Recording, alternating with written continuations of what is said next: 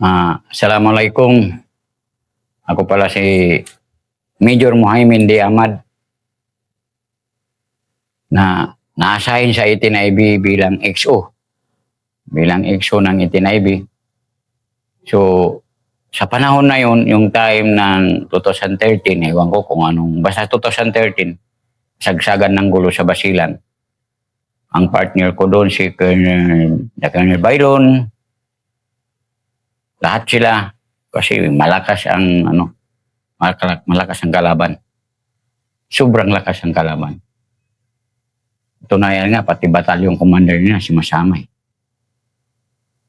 So, sobrang lakas talaga. Sobrang lakas. Lahat kami, batalyon ng 18IB sumasama rin. Batalyon ng Ranger sumasama rin. So magsama-sama kami yan. Kung magsabi sila, okay na, pawidruin na kami. O kaya mag-withdraw na sila, doon kami nagka-defense. Sige, background nga ng Baguindan. Gaano siya katingtindi ng Albarca? Ang sobra kasi kasi marami kasi doon, it's either, alam mo yung mga kaibigan natin, mga kalaban, mga busayap ka o iminilip ba, kasi ano yan eh, kumbaga sa anong pintakasi yan eh, hindi mo na makita, hindi mo na mano. So yung nadatnan nila Colonel Bailon doon, sobrang lakas. So yung napa-atras nila, pag-atras, papunta sa amin. Yung pala yun na nangyari. Papunta sa amin. And then, mayroon naman, pag-alis sa amin, punta na po sa kanila. Mabuti, believe din ako sa forces na yung support, yung chopper, makaano kagad. Kaya lahat doon, mga idea, yung mga, kaya ang importante talaga sa mamumuno, yung relationship, yung communication, hindi yung pasikatan. Hindi yung pasikatan. Yung gulo, hindi yung away, yung kalaban, hindi pasikatan.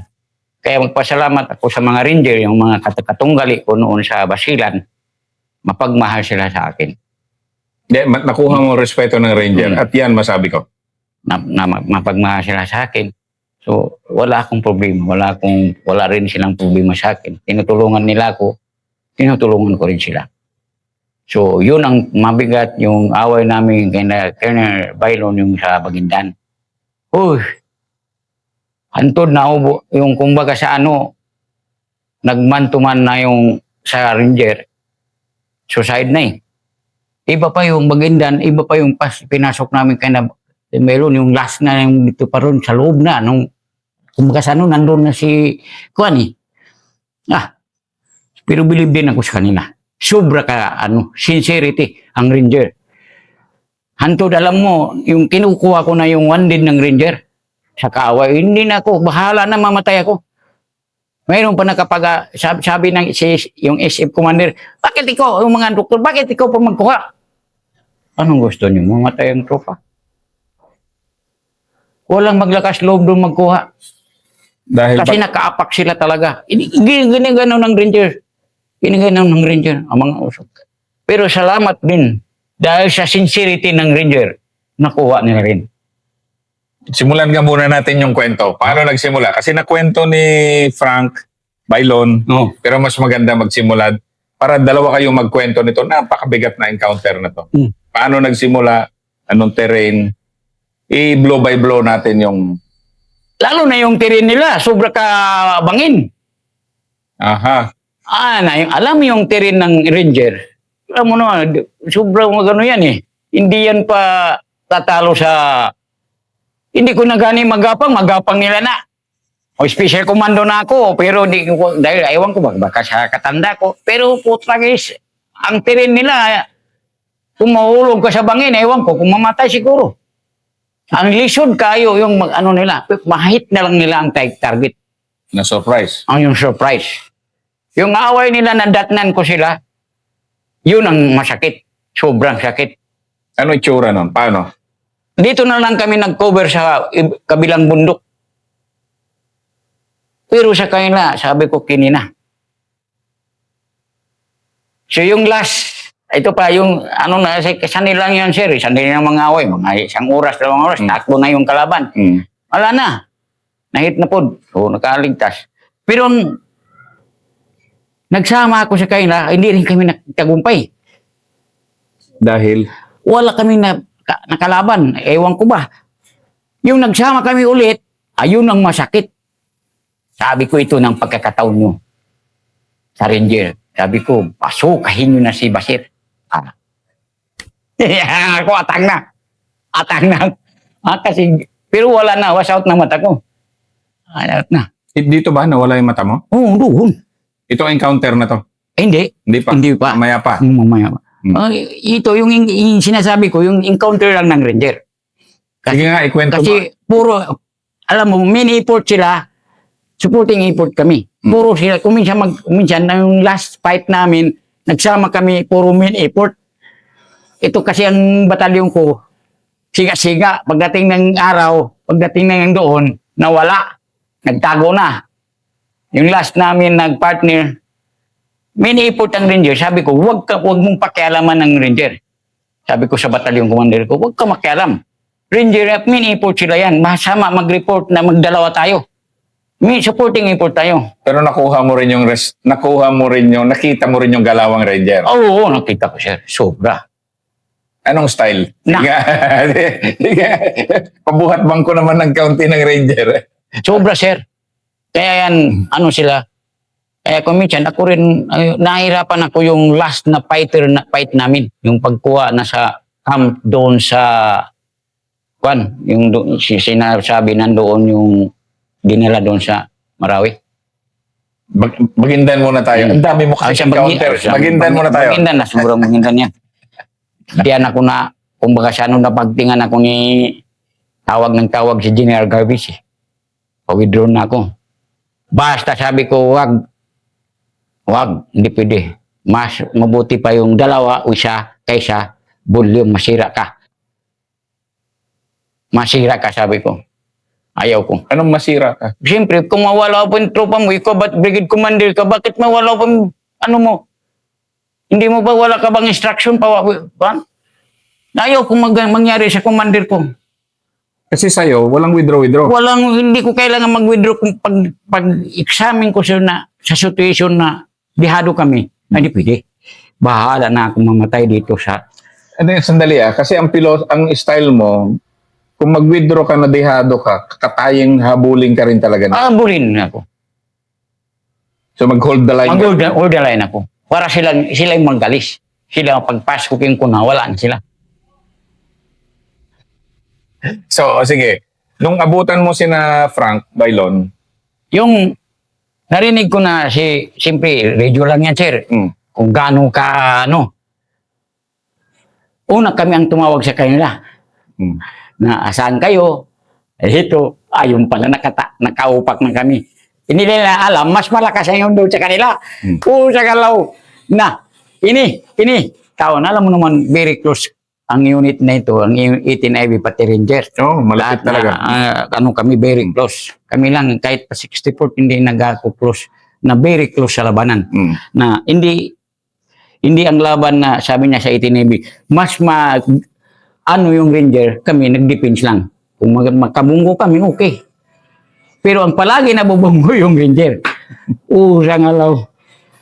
Pero kung kaya kong dipinan, kung kaya ko kuminsan, sama talaga ako sa kanila.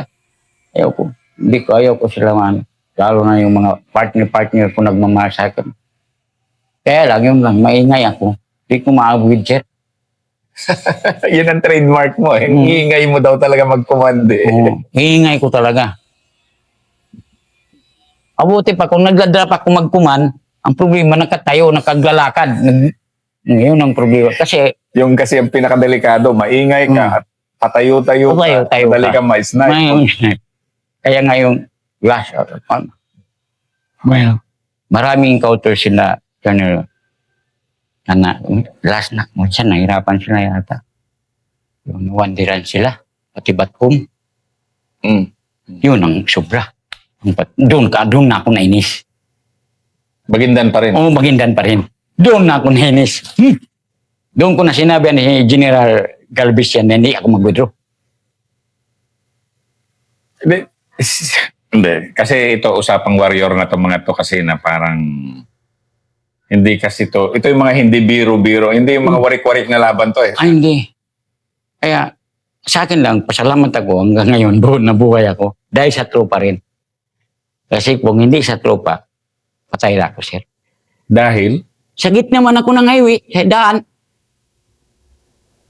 Hindi ako nakakover, nakatayo lang.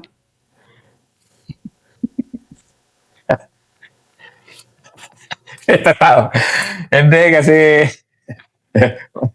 Kaya kung mahal ka ng tropa, sir, magpakimatay rin pala sila. paano mo nakita yon Yung nag-order ako, huwag akong kunin. na tinamaan ka? Yung tinamaan na ako, huwag niyo akong kunin. Ito na yung sa mata mo. Sa mata ko, pati sa dibdib ko, pati lahat dito. Ibang encounter to, di ba? Isa lang ang ibang encounter. Nag-reinforce lang ako yan. Pero sige nga, iano mo nga yung encounter na dyan sa mata mo. Paano nangyari? Yung sa mata ko, ito ka, yung pan naman, patrol base, mag-move siya, mag-patrol. Mag-patrol sila, sir. And then, nagkataon, naatangan sila. Na ano na? Naatangan na ng ambos. Na-ambos talaga sila. Mm. Na ano. Nag-hold on lang sila.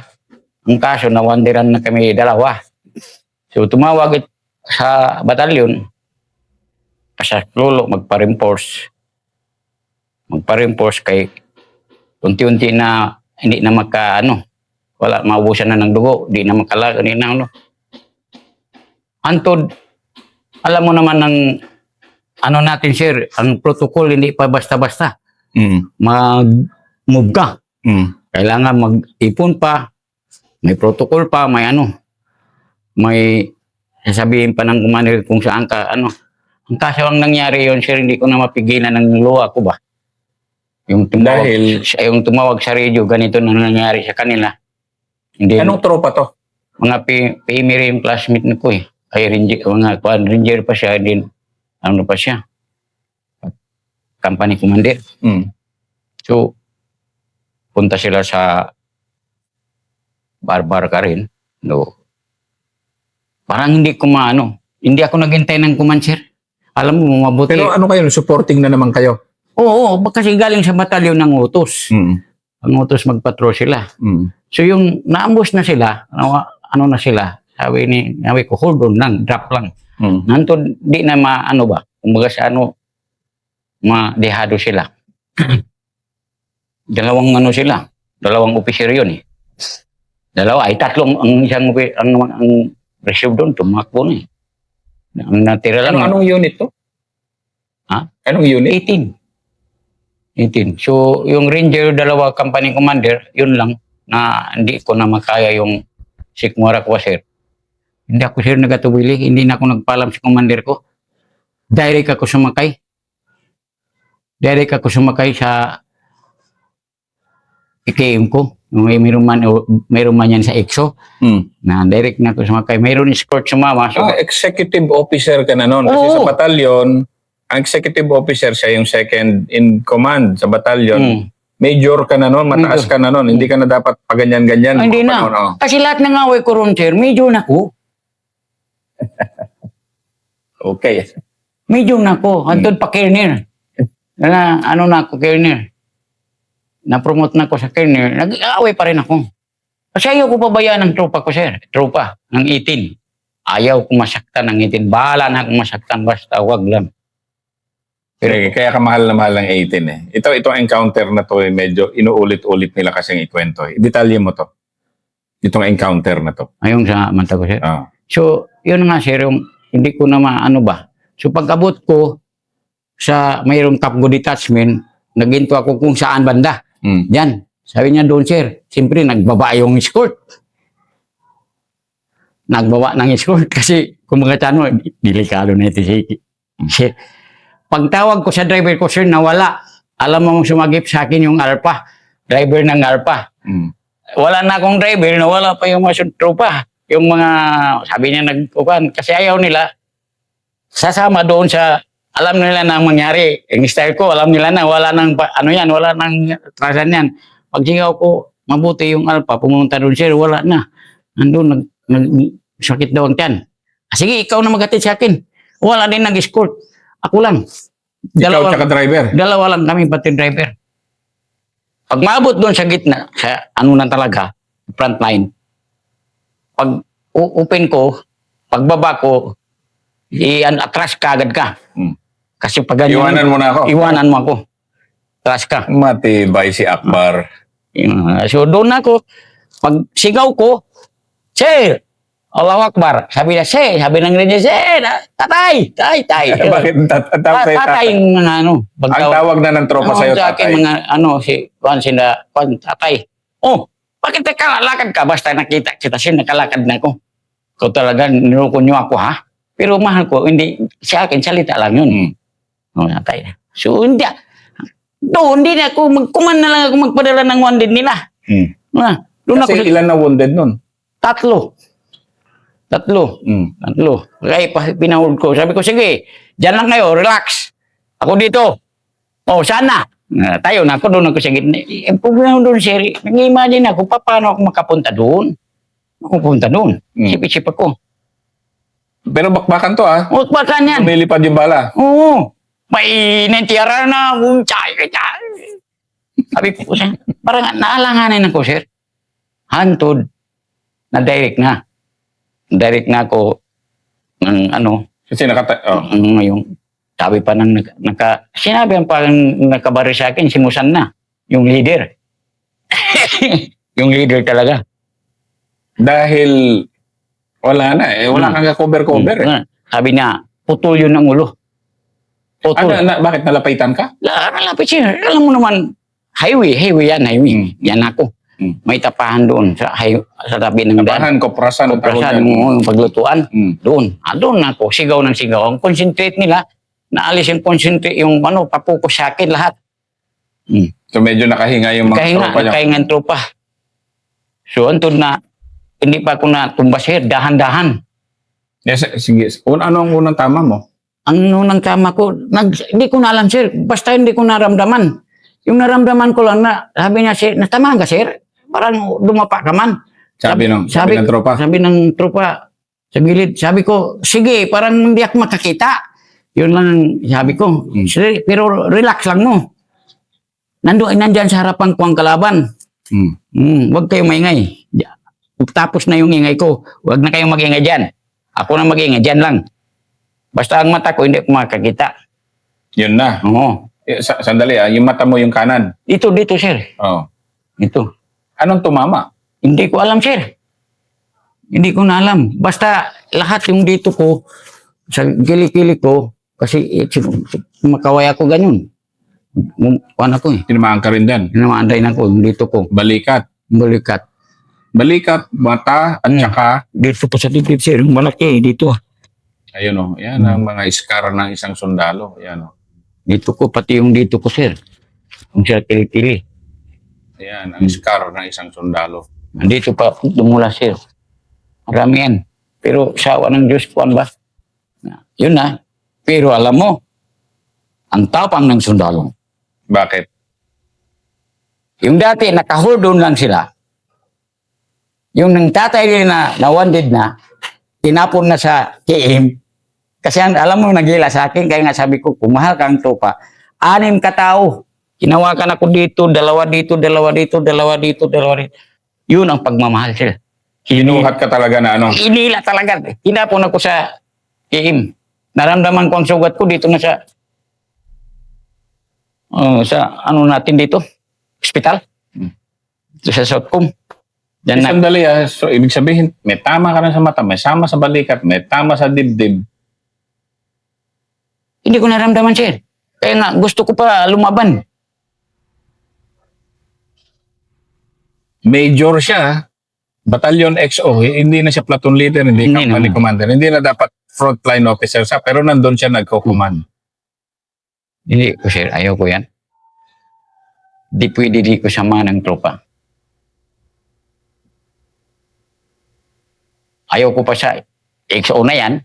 XO na yan. Kasi para admin matters. Kaya ang tropa, kung magkasala, hindi ako nag-ano, ballpen. Kasi sabi ko, kung mag-imbestiga ako sa inyo, 8 kayo, kawawa ang pamilya nyo. Basta wag nyo na lang ulitin.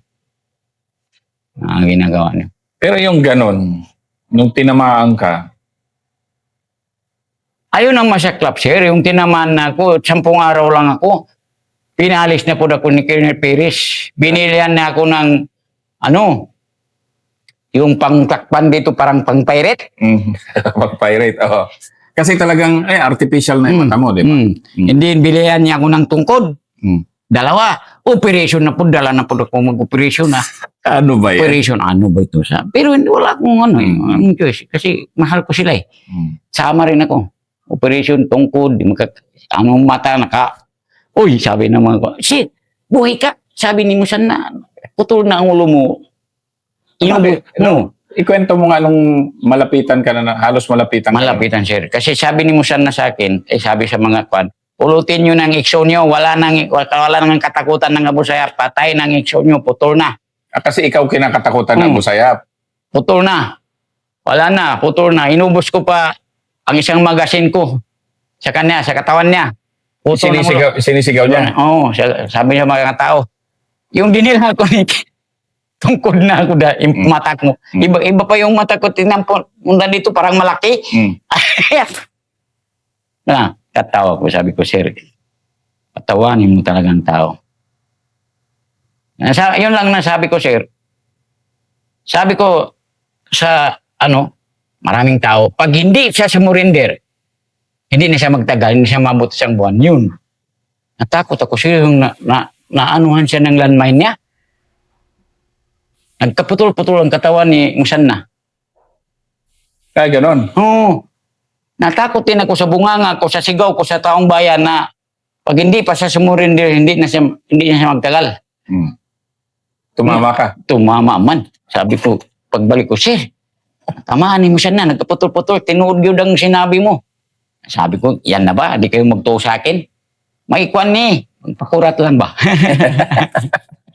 Na yung kapatid niya, yung si yan na, may kwan na dyan, may mayaman na. Yung kapatid niya, yung bunso. Surrender. Surrender na. Pero grabe, no? Yung Mahirap. ikaw, nabawasan ng tapang mo nang mawala yung mata mo? Ay, hindi, sir. Ganun, normal. Ganun pa rin ang style ko. Kasi sabi ni Frank, parang pinulot mo pa yata yung mata mo. Parang pagkakwento niya eh. Kumbaga, hindi naman tayo pwede magmulahan dito dahil meron at meron magsabi, hindi kasama ko. Hindi naman, pero hindi siya nabago. Kumbaga sa parang normal na sa akin yun. Lalo na yung, kumbaga sa binula-bula pa ako ni Colonel Perez na pero lang yun sa akin. Yung mga binigyan niya ako ng tungkod, kasama yun ako mag-operation. Yun, nagsama na ako. Nakuha na nila, bayron si Pasir. Sabi, bugbugin nyo na yan. Wala na yung dyan. Basukan niya, nakuha. Binasukan nila. Dito kami naka-defense kami sa kanina. Pero alam mo ba yung sport din ng itin? Yung nanay ni Basir, nakatakbo na papunta sa amin, pero wanted na. Sabi ni Batcom, huwag mo nang patayin. Wala tayong personal nanay, babae yan. Pero napatay na ang anak mo. Basuka. Kasi maigi yung pinagplanuhan. Yung mga panahon na to, gaano mo kamahal na yung serbisyo talaga ng mga panahon na to na napapalabang ka na bilang... Hanggang ngayon, monitor ko pa rin sila. Hindi ako nagkukuhan na, sabi niya, itinibi lang ako. Hindi. Lahat, wide.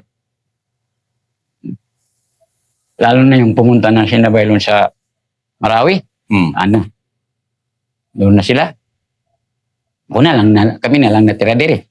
Dito na sila po. Basta, ang importante sabi ko sa kanilang manak, yung pagmamahal, magtagumpay kayo. Huwag, yun. Hindi yan magtagumpay yung kalaban kasi iba yung interest niya, iba yung interest natin. Ang interest natin para public servant sila masamang tao, criminal sila. Yun yung bandido. Ganong na utak mo mga panahon na yan. Oo, ganun na ko. Ako sabi ko, kahit sa labas pa ko, sir, ganun ang utak ko. Kahit nakasama ko, kalaban ko, basta hindi magandang patakbo niya. Mag-extortion siya, siya. Kaya nga sabi ko sa iyo, ako, trabahador ako. Na yan si Colonel Ahmad. Legend sa 18th Infantry Battalion. Love na love ng mga tropa doon. Kasi nanggaling ako doon. Nanggaling kami doon. And nakuha niya yung highest respect talaga ng mga Rangers dahil sabi siguro ng Ranger, ito ang katapat namin talaga. Ganito talaga yung standard ng fighter. Mahal ko sila kasi tama yung pinaggalaman nila. Alam mo, pero nahirapan kami yung last fight namin. Ito na. Ha? Okay. So yan yung pangalawang war story ni Colonel Ahmad. Ito ang susunod yung last firefight niya.